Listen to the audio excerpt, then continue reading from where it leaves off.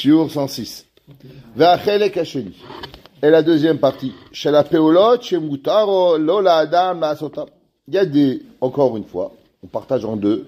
On avait parlé, il y a des choses qui sont nécessaires, vitales de la personne, qui sont permises. Il y a encore une deuxième partie. Des choses qui sont pas interdites, qui sont pas permis, qui sont pas obligatoires. Kloma devarim she'em michutz letrum hatzorech chiyuni. Quelque chose qui fait pas partie de la vie vitale. Pas comme manger, pas comme boire, pas comme traverser la rue en faisant attention. Il y avait un rav qui disait que même quand on traverse la rue, on peut être mekam une mitzvah. Ushmartem ol nafshotechem. Ouais, bechod de'achecha da'eu. Ve'ine tosefet miyuta she'en lahem tzorech. Il y a des choses que l'homme il a qui a un surplus. Par exemple, dans Bekot Amazon on dit ma shachanu yelevracha, ma shechatenu yelirfua, ou ma shehotarnu. Ça veut dire qu'est-ce qu'il y a dans le manger? Il y a ce que tu manges, il y a ce que tu bois, et il y a ce que tu le surplus. Ça veut dire qu'en vérité, pour vivre, un bout de pain et de l'eau, ça suffit. Et Baruch Hashem, qui Hashem nous donne du pain, de l'eau, du poisson, de la viande, on a de tout. Donc il y a ce qu'on appelle le surplus. Kegon ha'achila v'ashtia yetera, ukvar izir chacham imana mehem. Et on sait à combien on doit faire attention à cela. Beomro altei besoave yain bozolele basar lamo. Combien la personne doit faire attention. Il se trompe, par exemple. Il y a une mitzvah, une fois par année, de boire du vin à Purim. Il y en a qui pensent que Purim, c'est toute l'année. Il y en a, à Pessah, c'est marqué Arba Kosot. Eux, ils ont compris Arba Cases. Ils n'ont pas compris que c'est pas caisse, c'est pas 4 caisses de vin, c'est 4 verres de vin qu'il faut boire. Ok? On fait attention. Et même, il arrive Purim, on doit boire Adel Oyada. C'est pas une mitzvah qu'il faut devenir sous comme un cochon. Et on sait que la Torah, il y a ce qu'on appelle Shikor de Lot. Un homme qui n'est plus capable de se retenir, un homme qui ne sait plus ce qui se passe avec lui, ça s'appelle Shichut de Lot. Ça, on n'a pas le droit de le faire d'après l'halakha. On n'a pas le droit de devenir à ce matzav-là. Mishnah il ramène le Meiri, il ramène le Bet Abrira, qui ramène que si un homme, sa femme, elle va avoir peur, ou ses enfants, ou bien il va être dénigré aux yeux des gens, il n'a pas le droit de boire. Faut faire attention. Donc on voit combien, Shlomo Ameler, dans Michelet, dit, Ati besoveyaï, ne soyons pas comme les gens qui boivent du vin. Vechen amit kachet, ioter mida bemalbushim. Pareil, celui qui s'habille. Tu dois être propre, mais c'est pas écrit nulle part parce que je dois être propre, que je dois être habillé en costume, je sais pas quoi, qui coûte $4,000 et qui doit faire, et qui doit nous faire attention, malheureusement. Vehagar, bedira, midai murchavat. Pareil, il y a des gens, ils doivent faire attention, il habite dans une maison. Razak. Mais on a besoin d'avoir une maison plus belle que tout le monde. Et un jour, Rabbi Ephraim, mon frère, Shichi m'a raconté qu'il est dans une ville, quelque part, je sais pas où, il y a une synagogue. Enfin, la synagogue, il y a un gars, il s'est construit une synagogue plus beau que la synagogue. Un palais. Tout celui qui passe, tu regardes, il m'a dit malheur à ce monsieur. Il a que des problèmes de parnassa, de maison, il s'en sort pas. Alors, il dit, on n'a pas le droit d'avoir une maison plus haute que le Bet HaKnesset, plus beau que le Bet HaKnesset. Ils se sont trompés. Le Kliyakar dans la paracha de Vayechi, il dit quelle est la raison pourquoi les Juifs ils sont encore en Galout depuis pratiquement 2000 ans. Il dit le Kliyakar à cause que les gens ils ont des maisons trop belles. Il dit à cause que les bâtiments ils ont des maisons. Et quand Mashiach Behemet, ils veulent pas Mashiach. Pourquoi ils veulent pas Mashiach? Parce que leur maison elle est trop belle. Et comme elle est trop belle leur maison, alors ils veulent pas besoin de Mashiach. Faire attention, c'est ce qu'il dit le Kliyakar. Le Kliyakar il dit que la raison pourquoi Mashiach il est pas là, c'est à cause que les gens ils investissent trop de belles maisons. J'ai pas dit qu'il faut pas avoir une belle maison, j'ai dit qu'il faut une porcherie. Pas attention, il y a une porcherie, il y a une maison et il y a un palais. On n'a pas dit qu'il faut avoir une porcherie. On peut avoir une maison propre, on peut avoir une maison qui fait chaud, on peut avoir une maison qui est accueillante, mais on n'est pas obligé d'avoir un palais. Le palais de Louis XV et de Louis XVI, vous le laissez au roi. Nous on est à Israël. Mibli sheyeh zakouk lekar. Bien sûr, si quelqu'un il a 17 enfants, Blainara, qu'il a 17 salles de bain, mais un gars il est tout seul, lui, sa femme et son chien, ils n'ont pas besoin d'avoir 17 salles de bain. Ok? Va'amar bebe diburim. Ouais, et celui qui parle beaucoup, she'en hu batuar shelo yenir shal bahem. à combien il faut faire excessivement attention quand on parle. Les gens, ils parlent. Combien de émet il y a dedans? Combien de sheker il y a dedans? Combien ils rajoutent? Si tu regardes exactement, c'était pas comme ça, c'était pas exactement. Et beaucoup de choses qui parlent juste pour parler. C'est simple. Il y a des gens, tu veux savoir si c'est vrai ce qu'ils disent? Ils ont toujours à dire sur tout. Ils ont à dire sur les avions, ils ont à dire sur les voitures, ils ont à dire sur chaque chose de la vie qu'ils ont à dire. Un homme, il peut pas avoir tout à dire. Un homme ne peut pas avoir une histoire sur tout. Tu es parti en France, il est parti en France. Tu es parti en Amérique, il est parti en Amérique. Il a une histoire sur tout. La vie, elle peut pas être comme ça. Et ces gens-là, il faut qu'ils apprennent à se taire, même si on va dire que c'est pas du shaker, mais apprends à te taire un petit peu, ça va pas te faire de mal. Kemo she'amar Shlomo HaMelech Chacham, berov devarim lo yahdal pesha. À cause que tu vas parler trop, tu vas pas t'empêcher de fauter. L'homme qui parle, on avait déjà raconté comment il s'appelait Rabbi Yitzhak Kadouri. Jusqu'à l'âge de 70 ans, on l'appelait Rabbi Yitzhak Ashatkan. Il parlait pratiquement jamais. On lui a demandé pourquoi. Il dit parce que parler, tu parles toujours un mot de plus. Mais quand tu écris toujours un mot de moins. Parce que ça fait toujours mal de la main d'écrire. L'homme, il doit essayer de dire un mot de moins plutôt qu'un mot de plus. La parole, c'est la chose la plus facile. Mais malheureusement, à combien de avérotes on peut dire avec un mot? Combien on peut dénigrer quelqu'un?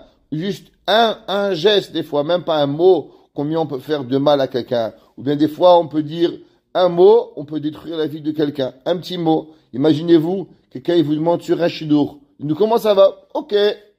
Juste la façon de dire le ok. Ouais. Koussi ça. Tu as détruit le shidour à la personne. Tu lui as rien fait. C'est, à combien? Vechen amal egabe nashim. Veroe zonot ya ben on. Et la Gemara a dit combien il faut faire attention, chad shalom, avec les connexions et les gens, les mauvaises choses, qu'il faut pas les voir, faut pas regarder. Ve'od amar, al titen anashim chelecha. Ne donne pas aux femmes ta force. Venema bamelech, velo ya ben nashim. On voit à l'époque qu'ils pouvaient se marier avec plusieurs femmes. Il y a 1000 ans, on parle. Il dit, regarde combien le contact d'avoir trop de femmes, il est pas bon même pour le roi. Kalvachomer pour nous. Un homme, il a une femme. Chazak Baruch, je t'abarche mon lahad. Merci Boréolam, que tu m'as donné mon épouse. Merci que tu m'as donné mon mari. Merci que tu m'as donné mes enfants. Chacun doit se suffire de qu'est-ce qu'on a et on s'arrête ici. Vechen aishtadlut, litzbor et chujra vel etzor mamon. Et à combien les gens, ils se fatiguent pour mettre de l'argent de côté? Combien les gens, ils sacrifient leurs femmes, leurs enfants, leur santé, leur vie? N'oublions pas ce que dit Rabbi Nachman de Breslev, qu'un homme, pour l'argent, il transgresse Avodazara, Gilouya Rayot et Shfichud Damim. Avodazara parce qu'il pense plus à rien, il pense que c'est lui qui dirige. Gilouya Rayot, il est prêt à se mettre dans une situation interdite de Yichud. Et Shfichud Damim, il risque sa propre vie pour aller voyager la nuit, pour aller gagner $1. Mais qui nous permet de mettre ça en danger pour aller gagner de l'argent? Shalea Neema, Altiga Leha Hashim Ibanetcha Chadal. Que la personne, il peut pas arriver. Il dit en bas que ça veut dire au nom de Metsudat, Gambit Chashem Batsati, Chadal Midze Metatzmecha, Kiesh Lecha Mimbarbit Haon. À combien la personne, qu'est-ce qu'il va gagner? Il y a des gens, ils essaient de gagner, ils pensent qu'ils vont avoir quelque chose. Ils pensent qu'ils vont gagner du pouvoir, ils pensent qu'ils vont gagner de l'honneur, parce qu'ils vont avoir de l'argent. Mais en vérité, qu'est-ce que ça t'amène? Rien du tout. Venema Bameler. Et c'est écrit dans le roi, on voit que même un roi, David Amelech, Shlomo Amelech, Hiskiyahu Amelech, Shaoul Amelech, des rois des Kdoshé Elion, qu'on peut même pas comprendre qui était David Amelech, Shlomo. La Torah donne une mitzvah, une obligation, ne pas avoir trop d'argent. L'argent, elle tourne la tête. Alors comment une personne, elle peut avoir une façon comme ça? Un jour, j'étais à table avec une table dans un mariage, et un monsieur qui parlait. Et un monsieur, un moment, je l'ai parlé, je l'ai un peu remis en place. Avec mes excuses. Je l'ai recadré. À côté de moi, il y avait un gars, mais tu sais qui c'est celui-là? Celui-là, il est multimilliardaire. Peut-être tu lui dois, à façon comment tu parles. Et j'ai dit deux choses. D'abord, je lui ai dit, regarde, Emmet, c'est Emmet. C'est pas parce qu'il a d'argent ou il est pauvre, il peut dire des bêtises. Mais de l'autre côté, tu as raison. Je lui dois du kavod. Parce qu'un homme qui est aussi riche, et qui peut être assis à la même table que nous, avec autant de hanava, alors pour ça, je dois du respect. Pas parce qu'il est riche, Parce qu'il est milliardaire, mais il sait encore être anav.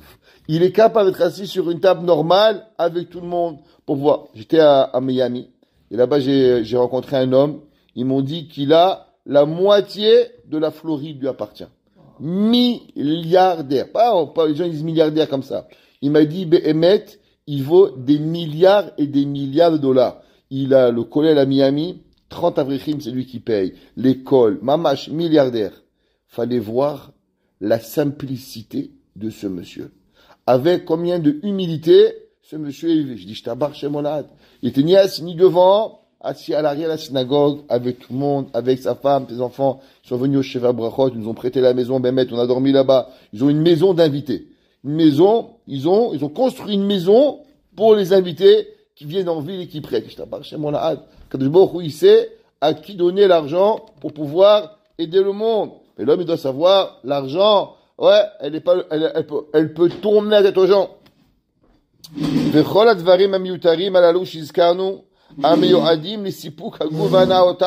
Et maintenant, les habits, l'argent, le manger, tout ça, la personne, c'est bien de les avoir pour des besoins, mais pas pour les encaisser. Il y avait un jour un monsieur que j'ai étudié avec lui des années, il disait, combien tu as, c'est combien tu as dépensé.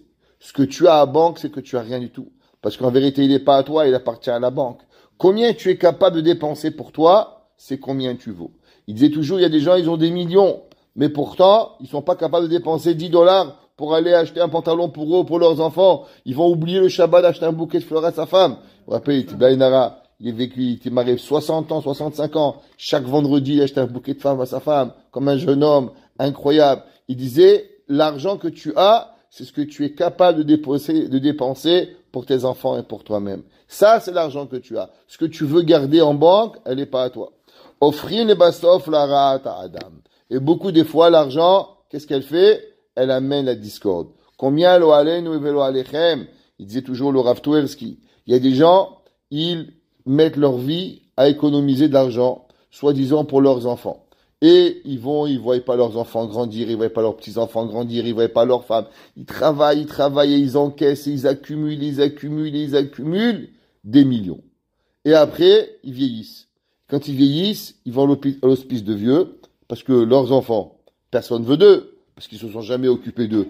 Alors automatiquement, ils les veulent pas. Et le jour où ils meurent, il y a une chose qui se passe, tous les enfants, ils se bagarrent pour l'héritage. Et en fin de compte, qu'est-ce qu'il a fait? Il n'a créé que du mal autour de lui. Il n'a que détruit toute sa femme, ses enfants, et il n'a rien fait du bien de toute sa vie. Et on peut même pas imaginer la souffrance de la Neshama, que la Neshama, elle laisse dans ce monde quand il y a une bagarre et une querelle pour pouvoir avoir de l'argent.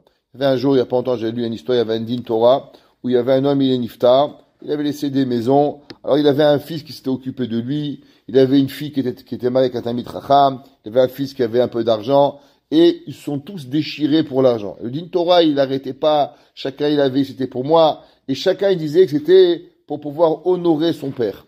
Au milieu du din Torah, le Rav Bedin, il est venu la Neshama du père. Il a dit, regarde, tu vas dire à mes enfants qu'il y a un papier dans tel tiroir. Dans ce tiroir, il y a ça et ça, pour te prouver que ce que je vais te dire, c'est vrai. Il dit, attention, dis à mes enfants que ce qu'ils sont en train de faire, de se bagarrer pour l'argent, je reçois des onashim, bashamaim, qui ne peuvent pas imaginer à combien on me punit dans le ciel parce qu'ils se bagarrent pour l'argent. Et à chaque fois qu'ils disent que c'est pour moi qui se bagarrent pour mon kavod, alors je reçois un double de onesh. À chaque fois qu'ils disent, mais c'est pour le kavod de mon père que je fais ça, chacun, on dit leur regarde, pour mon kavod, ils sont tous mes vatrim, mais que en aucun cas, et il lui a donné un siman mouvak pour pouvoir qu'il sache. Le Rav, il a réussi les frères et les sœurs. Il dit, je vais vous dire quelque chose. Avant que je vais vous dire, dans tel endroit, il y a telle chose qui appartenait à votre père. Là, allez voir. Ils sont allés, ils ont trouvé. Il dit, maintenant, écoutez ce que je vais vous dire. Votre frère, il est venu Bahalom, et il m'a dit que chaque fois que vous vous bagarrez, je reçois un onesh bashamaim qui est terrible. Et à chaque fois que vous dites que c'est à cause de lui, alors on me double onesh. À cause de moi que maintenant il y a cette rinam dans le olam. Alors les kaddish, les teilim que vous faites, chacun vous faites, c'est rien par rapport au onesh que je reçois par rapport à la machloket. L'homme, il sait pas à combien Barminan il peut le faire. Tout ce que la Torah aide de pas faire, quand l'argent il arrive, il y a plus de Torah, il y a plus rien. Il y a des gens, ils parlent plus à leur père, à leur mère, à leur frère, à leur sœur, à rien, juste par rapport à l'argent. L'argent, elle détruit les gens. Il y a des pères et il y a des mères, ils veulent pas voir leurs enfants parce qu'ils veulent pas leur donner d'argent. Il y a des enfants qui veulent pas parler à leurs parents parce qu'ils veulent leur argent. Il y a des frères qui se bagarrent parce qu'ils veulent l'argent l'un de l'autre. L'argent, elle peut détruire un monde. L'argent, elle peut détruire tout ce qui est sur un passage. Pourquoi? Comme un ouragan pour des sous. Et généralement, ces sous-là, elles ont pas de bracha. Il y a rien. Rien. Combien d'histoires je connais des frères et des sœurs qui se sont bagarrés pour des héritages. On est aujourd'hui à peu près 40 ans, 35 ans après. L'argent, il était pris par les gouvernements. Personne n'a eu de bracha. Tout ça à cause du kavod, à cause de la tava, à cause de la machloket. Lo alenu velo alechem. Qu'est-ce qui peut arriver? Et tout ça pourquoi? Bien parce que cet argent-là, elle n'est pas arrivée avec Shmirat Shabbat. L'argent, elle n'est pas arrivée avec de bonnes façons. Alors, Akadosh Baruch Hu, il empêche. Akadosh Baruch Hu, il a 1 milliard de moyens de faire. On se rend pas compte à combien on peut faire du mal et on peut croire toute notre vie dans un monde de rêve qu'on est Béhémet dans la bonne volonté. On est dans le bon derrière. On n'est pas dans un derrière. On est seulement dans un danger de vivre. V'achelek hashlishi. Et la troisième chose, Shel hapeulot shemutar la adam la asotam. Il y a encore une troisième. Je dirais, faut juste faire attention avec nos enfants. Nos enfants, ils vivent dans un monde, et ça c'est une chose qu'il faut faire, c'est que souvent, les enfants, par exemple, ils veulent faire comme tout le monde. Ils veulent acheter des chaussures, acheter des habits, ils veulent faire des choses qui ont béhémet, faire un petit peu comme tout le monde, et ils veulent dépenser. Faut faire attention à ce qu'on fait pour ne pas éduquer nos enfants à aller courir derrière l'argent. Bien sûr, il faut aussi faire attention que nos enfants, ils n'ont pas d'angoisse de l'argent. Faut pas dire aux enfants, on n'a pas d'argent. Un des grands problèmes des gens qui quittent la Torah, des enfants, c'est parce qu'ils vivent dans une maison où les parents disent, on n'a pas, on n'a pas, on n'a pas, Comment il n'y a pas? Bien sûr, si je demande à mon père, il m'achète une Rolls-Royce, il n'y a pas d'argent. Mon père, il n'a pas de Rolls-Royce. Mais si un enfant, il dit, papa, j'ai besoin de chaussettes, il n'y a pas. Papa, je veux des collants, il n'y a pas. Papa, j'ai besoin des pantalons, il n'y a pas. Un enfant, il peut pas grandir avec une angoisse de pas avoir. L'enfant, il doit savoir que son père ou sa mère, ils vont être là pour lui donner ce qu'il a besoin. Je dis bien ce qu'il a besoin. Ça veut dire qu'il sait qu'au début d'année d'école, combien de fois, je prends un exemple, combien des gens, ils font pas attention. Les premiers jours d'école, par exemple. Très important. Les écoles, par exemple, sont très mahmir, qu'on paye les frais d'école pour les livres. Et il y a des parents, ils font pas attention, et ils arrivent le premier jour. Ils n'ont pas payé l'école, ils n'ont pas payé les cahiers, les livres. Alors après, les enfants, ils reçoivent des bouchottes. Pourquoi? D'abord, c'est pas sûr que c'est permis à l'école de faire ça. Mais, on reste que s'il y a des écoles, par exemple, que si tu payes pas la location des livres, alors ton fils, il reçoit pas le livre. Alors toute la classe, elle arrive, et le petit skin, il reçoit pas le livre. Ton père, il est pauvre. Ton père, il a pas d'argent. Combien de fois je vois des enfants pleurer à cause que les parents, ils étaient mésalzèles et ils faisaient pas ce qu'il y avait à faire pour que les enfants, les enfants, ils arrivent sans manger à l'école. L'enfant, toute la matinée, un enfant, il peut pas étudier s'il a pas sa gamelle qui est pleine, s'il a pas son cartable qui est plein. Il attend. Rabbi, parce que mon père, il est arrivé, combien des fois j'étais au bureau et des enfants, ils pouvaient venir 20 fois, 30 fois pour savoir, si j'ai mon fils, t'inquiète pas, je te promets que tu vas avoir à manger. S'il n'y a pas à manger, j'irai moi-même t'acheter à manger. Il revenait. Rabbi, mon père est arrivé. J'allais lui acheter à manger. Il dit, tiens, prends. C'est khalas, ça me saoule pas. Pas par rapport à lui, parce qu'il était angoissé. Il peut pas apprendre. Et les parents, ils comprennent pas qu'un enfant, il n'est pas un adulte, il n'a pas d'argent dans la poche, il peut pas les acheter, il croit qu'il va mourir de faim. À combien on est dans l'obligation d'éduquer nos enfants? Bien sûr, pas avoir trop, mais aussi de pas avoir moins, pour qu'ils puissent étudier, pour qu'ils puissent travailler, pour qu'ils puissent avoir. Après, quand il disait un enfant, il va dans la rue, faut qu'il ait un peu d'argent. Pourquoi? Un enfant, il n'a pas d'argent, il va voler. Un enfant, il peut pas rester. Tu envoies un enfant au camp, tu envoies un enfant en Israël, tu peux pas l'envoyer sans un sou. Barminan, qu'est-ce qui va arriver? Hazak, il y a un troisième qui est pas vital. Klomar, Shen Hadam, Mesapek Latzmo, qui n'est pas dans les besoins vitaux, dans le manger, la boisson, la parole, bit askupasato, qui est à travers le travail, udvarim domim, vistapku terazo yechola liot totsa sheshne gormim. Et s'occuper de ça, elle peut avoir deux conséquences. O sheinovaat mitoch chassidut, ou bien il y a des gens, alors qu'est-ce qu'ils font? Ils travaillent pas. Ils sont là, ils se suffisent du minimum. Qu'est-ce qu'ils sont? Behemet, il est ma'amina kadosh baruch hu, ils travaillent. Combien des rabbanim on connaît, combien des guidolés en olam, ils avaient des magasins d'habits, de bougies, n'importe quoi. Ils rentraient au magasin, ils disaient voilà, tous les jours, je dois gagner $100.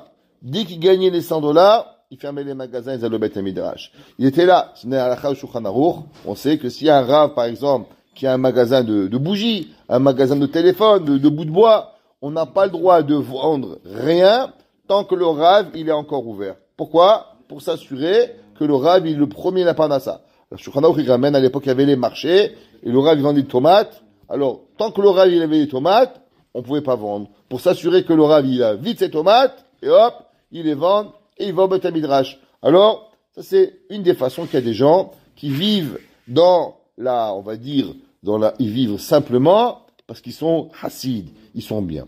Mais en vérité, des gens, c'est pas comme ça. Il y avait un jour un homme, il est venu me voir avec sa femme, et sa femme, elle m'a dit, voilà mon mari, il veut pas acheter des meubles, il veut pas acheter des assiettes, il veut pas acheter ci, il m'achète pas des cadeaux. Je dis, monsieur, pourquoi vous achetez pas tout ça à votre femme? Il me dit, mais Rabbi, je comprends pas. La femme du Chafetz Chaim, elle avait pas des meubles, elle avait pas des robes, elle avait pas sûr. Pourquoi ma femme avait autant des femmes? La femme, elle lui dit, regarde mon mari, écoute bien ce que je vais te dire.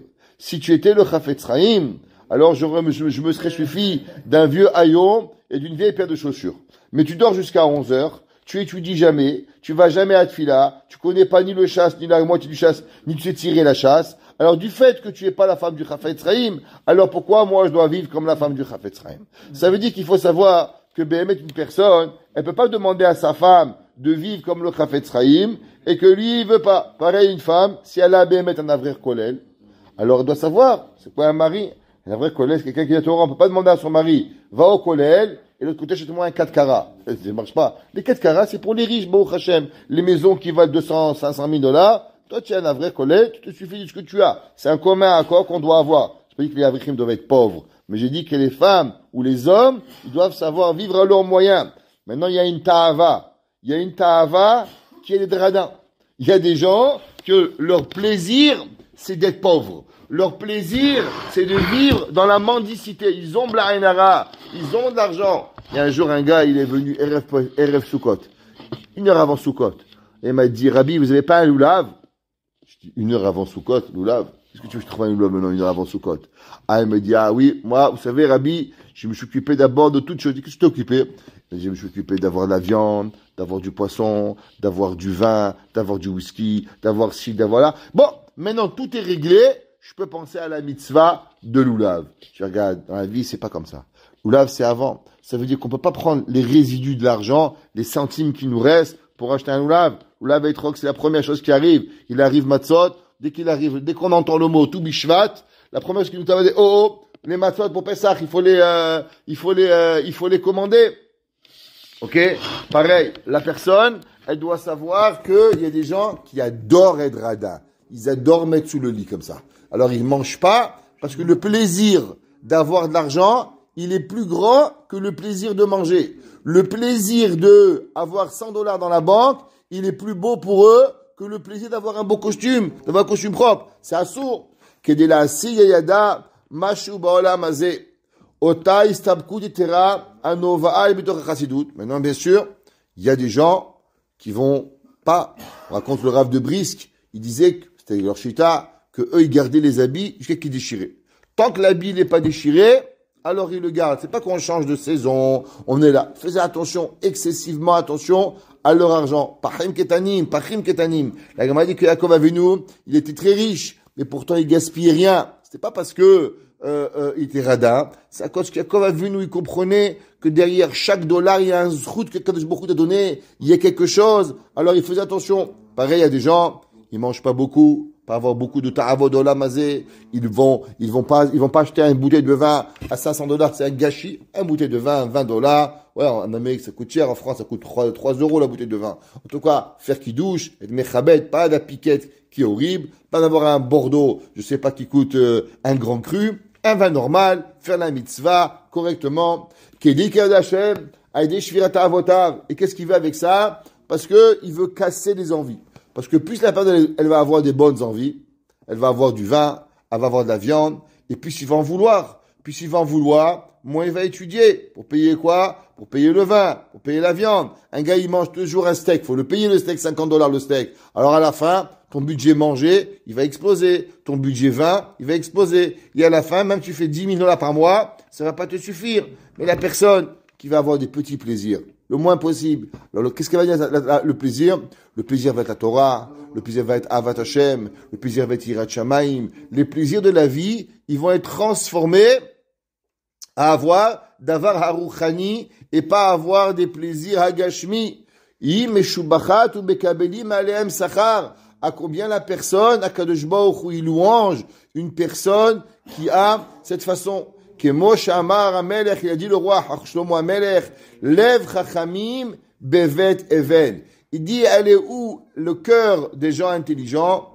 Elle est dans les maisons de deuil. Qu'est-ce que ça veut dire, les maisons de deuil? C'est qu'il comprend véritablement où est la vie, à combien la vie elle est importante. La vie, elle est belle, mais la vérité, la vie, elle peut être futile. À combien sont les futilités de la vie? Il y a des gens, tu vois, moi je connaissais quelqu'un, en tout cas je vais pas dire son nom, elle est morte. Sa maison, c'était encore, il y avait les plastiques sur les tables, les plastiques sur les chaises, les plastiques sur le fauteuil. Elle avait tellement peur qu'on use son fauteuil. Elle est morte, le fauteuil était encore neuf. Elle avait un fauteuil, interdiction. On allait chez elle, on pouvait pas s'asseoir sur le fauteuil, parce qu'il fallait le garder. Elle est morte, parce qu'Hachem lui repose son âme, et le fauteuil était encore tout neuf.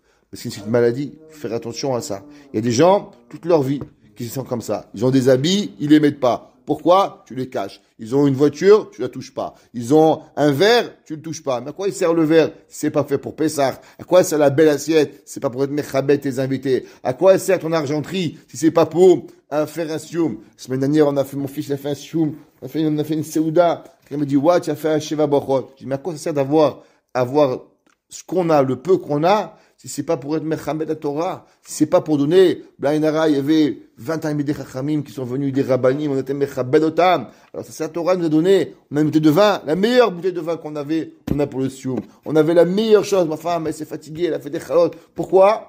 Parce que c'est ça la raison d'être. C'est pas pour pouvoir manger, boire et remplir son ventre qui arrive. Velev Kesilim Bevet Simcha. Elle est où le cœur des gens idiots? Dans la joie. Tu vas avoir dans les bars, ils sont là, ils sautent, ils courent. Ouais. Qu'est-ce qu'ils disent? Deux petits pois quand ils sont dans une assiette. On s'est pas déjà vu en boîte par hasard. Alors, ils sont là en train de courir. C'est des idiots parce qu'ils ont rien à gagner. Ils finissent, ils ont dépensé $500, $600, je sais pas combien ça coûte une boîte, mais à la fin, qu'est-ce que t'as gagné avec tout ça? Evel avalim amar shlomo ki akol hevel amar kohelet. Tout ça c'est la bêtise. Velu istabkut etera. Anovaad mitor ahavat olam hazeh. Maintenant, il y a un autre. Il y a des gens qui veulent nous font croire qu'en vérité, c'était d'atzilkut. Mais en vérité, d'où ça vient, cette volonté de pas manger, de pas boire, de pas participer, c'est quoi? Ça provient de la kamtsanout. Ça provient du radinisme. Ça provient, c'est comme il y a un jour, il m'a raconté, il y a un rave, il y a un balabait, il est venu, il dit, vous savez, moi, je suis un homme normal, j'aime pas trop dépenser, je fais pas des loulavim à $500, je fais pas des choses, je fais des choses bien.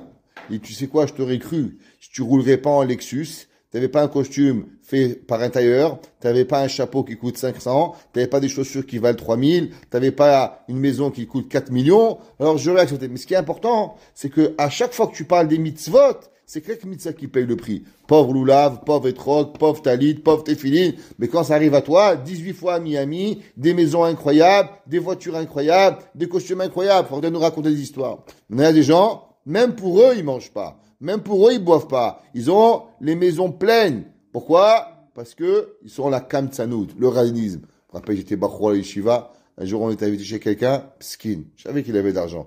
On serait pas parti chez lui manger. Il nous a reçus. On est sorti là-bas, on crevait de faim. Rappelle, on était là-bas, le ventre. Et après, on n'arrivait pas, tellement c'était... La femme, elle a dit à son mari, tu peux arrêter autant d'invités. De toute façon, chez moi, qu'il y a 2 ou 10, je fais pareil au manger. Je dis, invite-moi seulement quand on est 3, pas quand on est 10. Ouais, faut remercier qu'il nous a invités. Mais quand même, faut attention pas être trop radin. Il faut donner, il faut participer avec ce qu'on a. Kede chez Shalom Mamon, Yoter Mamon, pour qu'il lui garde argent. Au Kede chez Ishabru Oto, Shuporesh Amidvarim Mutarim. Il y a des gens qui aiment tellement faire croire qu'ils sont tzadikim, qui préfèrent avoir faim. Ils préfèrent avoir soif. Ils préfèrent avoir froid. Ils préfèrent vivre dans la pauvreté pour que les gens disent « Ouah, il est tzaddik celui-là. Ouah, celui-là, il est là. » Il y a des gens, Béhémet, qui se privent, mais ils donnent. Il y a des gens, Béhémet, je connais des gens riches, ils font un mariage, mais faire un mariage normal. Mais qu'est-ce qu'ils vont faire avec ça? Ils vont partager l'argent à un autre mariage. Laissez-moi finir avec une histoire pour Shabbat qui partira. Il y avait un jour un monsieur, il n'avait pas d'argent, il n'avait pas d'enfant. Il n'a pas eu d'enfant pendant 20 ans. Et après 20 ans, il s'est marié, il a eu une fille. Et quand il a eu une fille, alors il voulait remercier Akadosh Baruch Hu. Il voulait faire une chose vraiment un grand. Alors il est parti voir le Rav. Il a dit, voilà Rabbi, toute ma vie j'ai mis d'argent de côté pour ce moment incroyable, pour pouvoir arriver. Alors, le Rav lui a dit, combien d'argent tu vas dépenser? Il dit, Rabbi, la vérité, j'ai mis $30,000 de côté. Je vais faire un kidouche à exploser la ville de Jérusalem. Le Rav a dit, regarde, c'est bien, mais en vérité, ta fille, elle a besoin plus qu'un kidouche. Elle a besoin des zechoutim. Et si tu veux, fais un kidouche comme tout le monde, 2-3 000 $, prends le reste d'argent, il y a un gmach. Il y a un gmach à côté, mais l'argent là-bas, il tourne. On le prête, on le rembourse, on le prête, on le rembourse. Et cet argent-là, elle va donner des scoutim pendant des années à cette personne-là. Le monsieur, il tient raison, Rabbi, elle donne l'argent. Là, une nouvelle alechem, quelques années après, 2-3 ans après, ce monsieur est niftar. Donnez l'argent au gmach, il est niftar. Et la femme, elle s'est retrouvée almana avec une fille. Et bien sûr, au début, ça allait, elle avait l'argent du mari. Et vous savez les choses, qu'est-ce qui se passe? Alors, les femmes tout seules se font, bien sûr, il y a des grands arnaqueurs qui viennent. Chacun qui vient, il prend, il lui promet, il lui rend pas. Et un jour, cette femme-là, elle s'est retrouvée à l'Erej Devaï. Elle s'est retrouvée jusqu'à arriver à devoir être renvoyée de sa maison. Elle n'avait plus où être à la maison. Alors, le balabait, il dit, regardez, madame, vous avez un mois. Dans un mois, désolé, mais vous n'allez pas pouvoir rester à la maison parce que vous devez cet argent-là. Alors, elle a commencé à chercher des gmach qui prêtaient cette somme et elle devait une grande somme d'argent.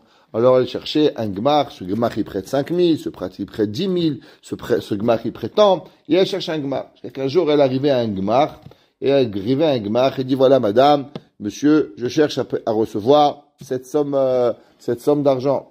Il dit, on a l'argent, on peut la prêter, mais il nous faut des garants, et parce que nous, on doit s'assurer comment vous allez rembourser, et comment vous allez voir. Il dit, mais comment vous voulez? Moi, j'ai pas. Écoutez, madame, on veut bien vous prêter, c'est fait pour ça, mais il faut avoir des garants. Alors, elle essaye, personne n'y veut être garant pour elle. Alors, elle rencontre le monsieur, elle dit, excusez-moi, monsieur, est-ce que vous pouvez pas m'aider? Il dit, madame, venez, on va voir. On va s'asseoir ensemble, qui est vos amis, je vais faire des appels pour vous, voir s'il y a des garants. Un gentil monsieur, vraiment un bon banadam. Alors la femme, elle arrive, dit, ok, madame, sortez-moi Teudat Zéhout de votre fille, si elle a. Il regarde, et au moment il regarde, il dit, je comprends pas. Il dit, est-ce que vous êtes la femme d'un tel? Il dit, bien sûr. Il lui a dit, est-ce que vous, vraiment, monsieur un tel qui était tel Yeshiva? Il dit, c'était ma chavruta. C'était votre chavruta. Il dit, bien sûr, c'était ma chavruta pendant 10 ans. On a pris chavruta ensemble. Il dit, combien vous avez besoin exactement d'argent? Il dit, on a besoin de 27 000 $. C'est l'argent qu'on a besoin pour pouvoir pour ne plus s'en sortir du trou. Alors, on a besoin seulement de 27 000 $. Le gars dit, mais vous savez que dans ce gmar, votre mari, il a 27 000 $ à lui. Il dit quoi? Il dit, oui, votre mari, il y a des années de ça, il avait donné au gmar 27 000 $. Et la loi du gmar, elle est que l'argent qui est au gmar, ça appartient pas au gmar, ça appartient au balabait. Et à chaque moment de sa vie, le balabait, il peut récupérer l'argent. Et nous, on a ici comme papier que votre mari, il a 27 000 dollars à lui. Vous pouvez les récupérer quand vous voulez. Il dit, à combien? Regarde à Kadosh Baruch Hu, qu'est-ce qu'il lui avait dit?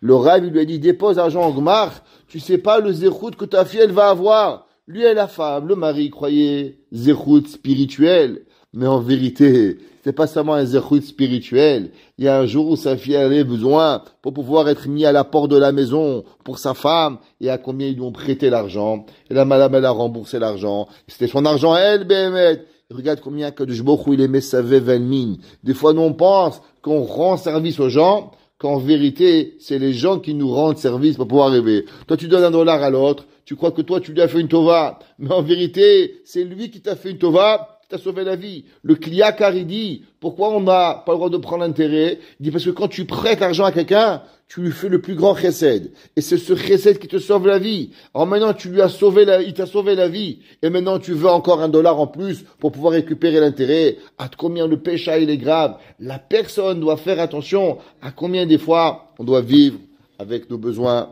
Bien sûr, ne pas être radin, faire attention, ne pas penser que les gens, ils nous regardent. Vivre d'après nos moyens, pas trop, pas assez, mais aussi pas que l'on fasse croire qu'on est des tzadikim, qu'on donne un bout de pain à nos enfants, leur fait croire n'importe quoi. À combien ça peut être grave, ce genre de midote-là, elle peut pousser. Il y a des gens qui vont manger pauvrement, qui vont vivre pauvrement, toute leur vie dans la mesquinoute. Pourquoi? Pour pouvoir arriver. C'est marqué chez les Chassidim, on dit, chez qui on est mesken? Ouais, c'est seulement chez Paro. Are meskenot. Ouais, les villes de Misken, c'était en Égypte. Quand on est sorti d'Égypte, on arrive en Eretz Israël, il faut vivre Besheva. Arrêt Miskenot, on n'est plus Misken, il faut vivre chez Paro. Baruch Hanai Leolam. Amen ve Amen. À partir du Shvat, il faut se